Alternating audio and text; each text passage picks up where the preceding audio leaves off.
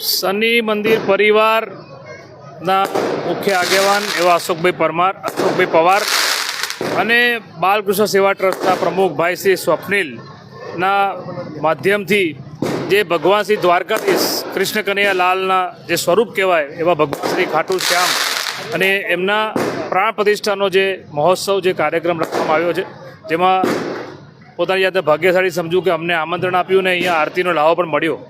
આમ તો જે શનિ મંદિર પરિવાર દ્વારા જે મોટા બ્રિજ 4 રસ્તા ખાતે ભગવાન શ્રી શનિદેવનું મંદિર છે ને મોટી સંખ્યામાં ભાવિ ભક્તો આવે છે અને એ જગ્યા પર, એ પવિત્ર જગ્યા પર ભગવાન શ્રી ખાટુ શ્યામ જે દ્વારકાધીશના અવતાર કહેવાય એમને પણ પ્રાણ પ્રતિષ્ઠા થવા જઈ રહી છે.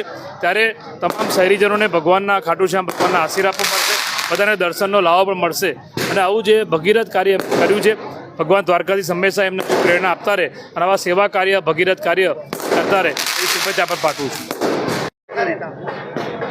અશોક પવાર અને સ્વપ્નિલ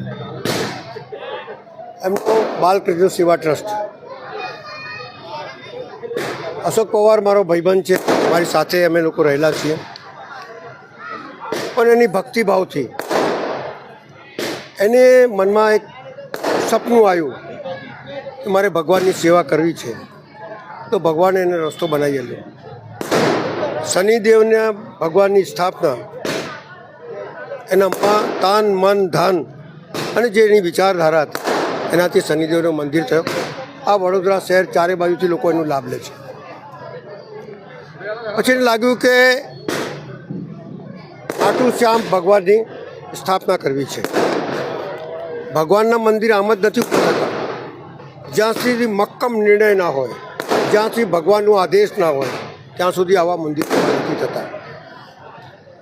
ભગવાનની પ્રેરણા, શક્તિ બધું લાગ્યું અને એને ખાટુ શ્યામ ભગવાનની સ્થાપના સ્થાન કરી રહ્યા છે.